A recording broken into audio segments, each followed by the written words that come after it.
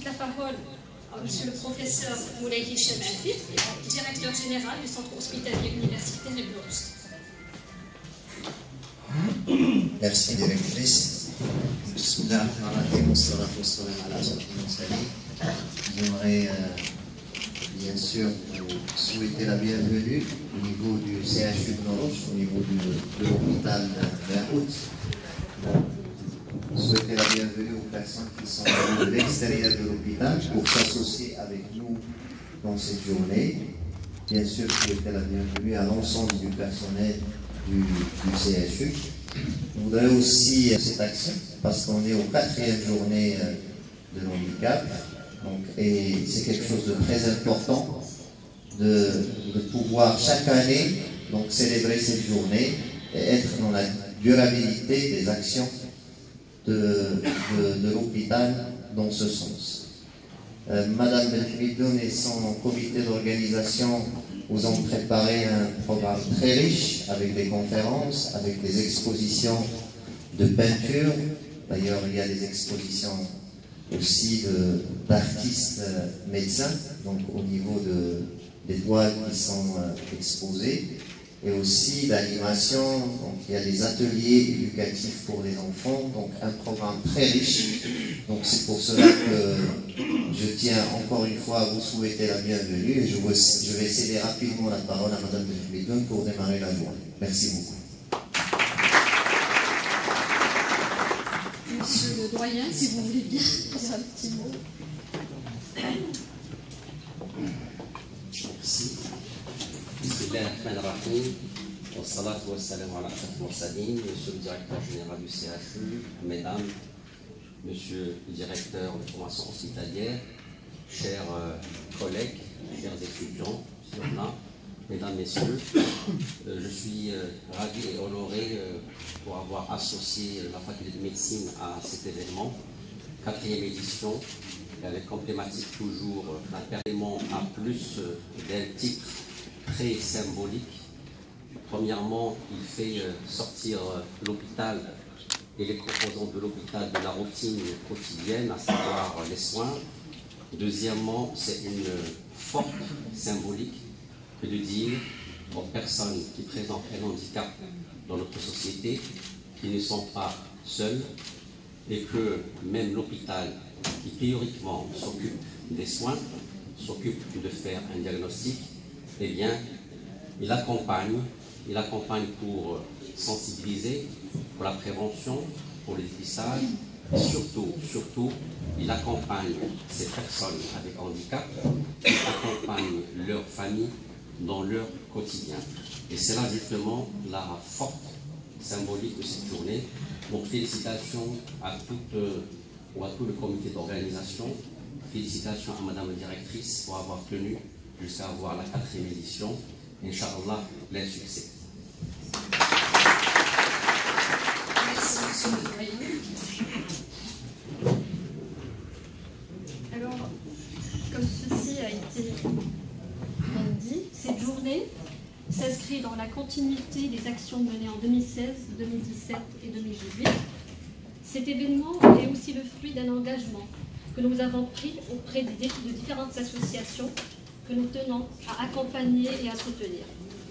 Nous n'avons certes pas comme ambition de répondre à tous leurs problèmes, à tous leurs besoins, mais nous espérons au moins sensibiliser, informer et attirer l'attention des différents acteurs de la société qui seraient eux en mesure de contribuer à améliorer. La technologie médicale moderne offre comme possibilité et ce qu'elle ouvre comme horizon pour améliorer justement le vécu des personnes en situation de handicap. Les innovations technologiques en médecine ne cessent d'évoluer et par conséquent de repousser les limites du possible. Alors peut-on espérer que ce qui est perçu comme handicap aujourd'hui ne le soit plus dans quelques enthousiasme? Je vous propose de faire un petit voyage dans le temps pour vous raconter l'histoire de Claude Monet. Alors Claude Monet, artiste peintre, très connu pour avoir été le fondateur de l'impressionnisme et qui avait cette notoriété grâce à ses séries de peintures. En fait, il reproduisait le même paysage à différents moments de la journée et à différentes saisons. Alors Claude Monet, au cours fil des années, a développé une cataracte. Et là, je parle en ma qualité d'ophtalmologiste pour vous expliquer à quel point la baisse d'acuité visuelle et la perte de la perception des couleurs qui résulte de la cataracte peut être très handicapante, et encore plus pour un artiste peintre. Alors, Monet a certes il a certes essayé de s'adapter et de contourner son handicap grâce à sa mémoire visuelle, en partie, et grâce à la petite vision de près résiduelle. Mais au bout d'un certain temps, il ne pouvait plus adapter son handicap à ses ambitions artistiques. Il décide bien sûr de se faire opérer, mais à son époque, on n'utilisait pas encore d'implant artificiel. Il a certes retrouvé une acuité visuelle, mais il avait toujours un problème avec la perception des couleurs. Alors, comme on le voit, ces deux toiles qui reproduisent le même paysage sont complètement différentes. Il peignait ce qu'il voyait, mais ce n'était plus la réalité. Donc, on voit très bien que les couleurs, les toiles avaient tendance à devenir plus sombres. On voit une prédominance des couleurs chaudes. Il y a une disparition quasi totale des couleurs froides comme le bleu ou le blanc ou le vert. Alors, à travers ce petit exemple, on peut dire que le développement technologique a ouvert dans le domaine de la compensation du handicap des perspectives qui relevaient de l'inconcevable il y a quelques décennies, ne l'est plus aujourd'hui. Alors, grâce au progrès technologique, justement, aujourd'hui, on opère une cataracte en 10-15 minutes, on met en place un implant artificiel et la personne retrouve une vision ad integrum de celle qu'il avait auparavant. Donc, la cataracte, le handicap. On a vaincu un handicap. Alors, retournons à notre ère et essayons de nous projeter dans l'avenir. Pour dire qu'améliorer la qualité réalisée dans le domaine de la compensation du handicap trouve toute leur importance, comme par exemple les lunettes à amplification augmentée pour les générations maculaires, ou encore ces petits appareils qu'utilisent les gens malvoyants qui permettent la description audio de photos pour avoir prise sur leur temps afin de partager avec eux leurs connaissances. Mais on peut déjà dire que les meilleurs espoirs thérapeutiques sont aujourd'hui envisageables. Beaucoup de progrès ont été réalisés. Aujourd'hui, on peut pratiquement dire que la surdité, au moins certaines formes de surdité, ont été vaincues par les implants cochléaires. Nous disposons actuellement, par exemple, de paires de gants qui permettent aux personnes ne connaissant pas la langue d'ici de communiquer avec des personnes muettes ou malentendantes.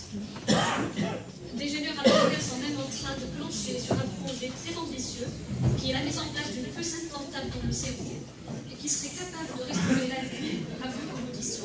Alors cette puce en s'implantant à devenir proche de handicap sera toute facile.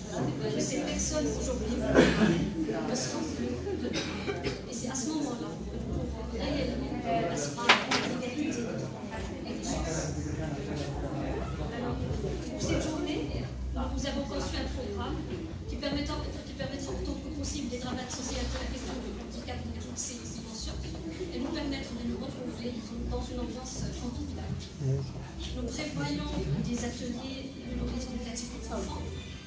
Les enfants auront droit à une séance de compte avec Madame Hafida Hamid et une traduction en langue des signes pour les sourds-muets. Dans la salle à côté, ici même, sont exposés les tableaux de l'artiste peintre, le professeur Jihaz Al-Haq. Et à 11h, nous allons recevoir, comme c'est devenu d'habitude, un ensemble d'artistes Alors, avant de céder la parole à notre maître professeur Moussaoui, que nous remercions chaleureusement pour sa disponibilité et pour l'honneur qu'il nous fait à chaque fois de venir partager avec nous nos journées et d'animer nos débats, je voudrais vous montrer ce tableau que vous avez certainement remarqué en rentrant dans la salle. Pour ceux qui ne l'ont pas vu, vous pouvez le voir en sortant. Et je vous souhaite une agréable journée.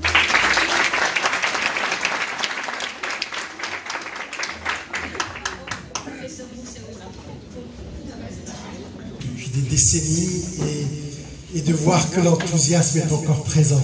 Ce que vous faites est formidable pour les personnes avec un handicap, mais vous le faites avec tellement de cœur, avec tellement d'intelligence affective et émotionnelle que c'est très, très, très impressionnant. Il y a quelque chose qui est de l'ordre du familial, qui est de l'ordre de l'humain. et un très grand bravo, vraiment, vraiment. Mesdames, Messieurs, le thème que nous aborderons aujourd'hui, qui est celui de la technologie pour les handicapés, en fait est extraordinairement ancien. Vous avez cité Monet, vous aurez pu citer Beethoven aussi, qui était sourd, mais qui, malgré tout, a fait 4 ou 5 de ses plus grandes œuvres, y compris la 9e, même la 5e. Il était déjà sourd, et qui se souvenait progressivement du son du ferronnier et du bruit que font les oiseaux pour pouvoir faire sa musique. Je veux dire, tout ça était engrammé dans sa mémoire. Mais il n'y a pas que ça. Historiquement, Timur Lenk, par exemple, Tamerlan, qui a été un des plus grands conquérant de l'histoire de l'humanité, était quelqu'un qui boitait. Seulement, dans la tradition de l'Asie centrale, c'était 12h14. Sclérose latérale amyotrophique, maladie de Charcot, à l'âge de 25 ans, et c'était quelqu'un qui devait finir sa vie de manière misérable, au fond d'un trou. Une immense intelligence. Ce monsieur, il a eu toutes les technologies à sa disposition, y compris un ordinateur qui permettait de parler simplement avec le regard, où il pouvait former ses phrases. Et ce monsieur, très régulièrement, jusqu'à l'âge de 78 ans, a voyagé un peu partout dans le monde, y compris en Californie, à partir de l'Angleterre, et donné une science et une lumière. Il a écrit des livres de l'handicap. Et je vais partager avec vous l'expérience du service ORL avec l'implant cochléaire. Et ce titre m'a été donné par Madame la directrice, que je félicite pour tout l'effort qu'elle a déployé pour l'organisation de cette journée. Et je n'ai pas changé le titre parce que j'ai trouvé que ce titre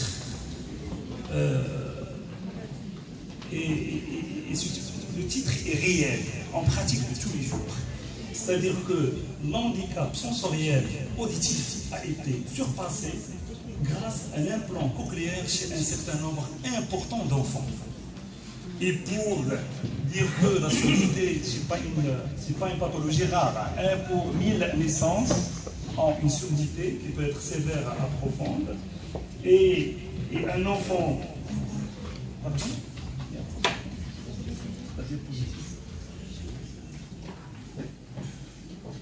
C'est bon. Donc, que cette surdité de l'enfant, pour nous, c'est une urgence diagnostique et thérapeutique, et que le caractère bilatéral de la surdité et que l'absence de stimulation sonore avant, c'est-à-dire juste à la naissance, fait que ce sont deux éléments qui font que la prise en charge doit être... كنخلدوا اليوم العالمي، كنحتفلوا باليوم العالمي للاشخاص اللي هما في حاله اعاقه. هذه الدوره احنا صدد الدوره الرابعه، يعني كنا ديجا في 2016 احتفلنا بهذا اليوم العالمي وكنا اختارينا كموضوع اليوم هو الاعاقه الحسيه. 2017 كنا تكلمنا على التوحد، وفي 2017 على الاعاقه الحركيه الذهنيه. دونك هذا العام اختارينا كموضوع التكنولوجيا الحديثه في خدمه الاشخاص اللي هما في حاله الاعاقه، نظرا للاهميه اللي بدات كتاخذها التقنيات الحديثه والتكنولوجيا في حياه الاشخاص اللي هما في حاله اعاقه. اليوم كيف ما قلت لكم كننظموا الدوره الرابعه بعد ما كنا نظمنا في 2016 الدوره الاولى اللي كان الموضوع ديالها هو الاعاقه الحسيه. 2017 كان الموضوع هو التوحد، و 2018 كان الموضوع هو الإعاقة الذهنية الحركية. هذا العام اختارينا كموضوع التقنيات الطبية الحديثة ودورها في حياة الأشخاص المعاقين. علاش هذا الموضوع؟ لأننا كنشوفوا حنا عارفين شنو هو المكان اللي بدات كتاخذوا التقنيات الحديثة في حياتنا اليومية بصفة عامة، وبغينا نسلطوا الضوء على شنو هما الامكانيات والفرص اللي يمكن تمنحها التقنيات الطبيه الحديثه لمساعده الناس اللي هما في حاله الاعاقه، كيفاش يمكن لها تغير من حياتهم وكيفاش يمكن لها تساعدهم في حياتهم اليوميه. دونك هذا هو الغرض من هذا الفيديو. كيف ما شفتوا كنظموا ندوات تثقيفيه اللي كيشاركوا فيها مجموعه من الاساتذه ديالنا ديال المستشفى وغير المستشفى، يعني تاع المركز الاستشفائي بن رشد. عندنا كذلك الناس من المجتمع المدني، ومعنا مجموعه من الجمعيات اللي كيتكلفوا بالاطفال اللي هما في حاله اعاقه. بجانب الندوات عندنا ورشات اللي دايرينهم بالنسبه للاطفال. عندنا لي زيكسبوزيسيون ارتستيك نتاع دي ارتيست بينتر كي سون اون ميم طون دي ميدسان دو لوبيتال. عندنا جمعيات كينغدوم اوف ارت اللي هما معنا دو بار تاع مجموعه من الفنانين صحفيين، يعني الناس اللي هما معروفين وهذا كيجيو باش كيشاركوا مع الوليدات ديالنا فوالا في جوغ ترفيهي كيشاركوا مع وليداتنا. الوليدات السبيطار هما لي زونفون اوسبيتاليزي اي اوسي لي زونفون اللي جاو مع لي ديفيرونت اسوسياسيون كيشاركوا معاهم هذا النهار، يدخلوا لهم شويه الفرحه وشويه البهجه. ومرحبا بكم، مبارك عليكم، مبارك عليكم، مبارك عليك يا صاحبي يا الوليدات عندهم ليلى